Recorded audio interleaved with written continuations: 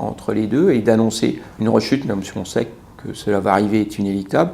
C'est un moment difficile à gérer. Il existe un impact de l'annonce d'une rechute sur le praticien. Jamais une chose facile à faire, ou alors quand on devient facile, je pense qu'il faut changer de métier.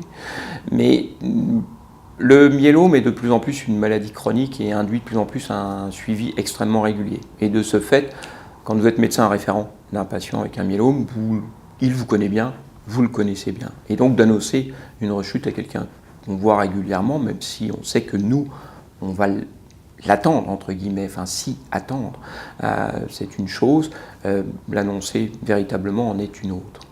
La gestion d'un patient qui rechute va être une épreuve pour un praticien du point de vue de la gestion psychologique. C'est quelque chose qui s'apprend aussi avec le temps, mais avec l'expérience.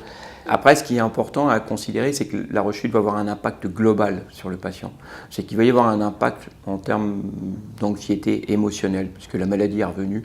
Donc il y a cette charge émotionnelle inéluctable. Il y a la dimension physique, comment s'exprime cette rechute. Et puis il va y avoir un retentissement social d'être en rechute et un retentissement également sur la famille et les proches, et également souvent un retentissement économique qui est non négligeable et qui n'est pas toujours pris en compte en premier lieu.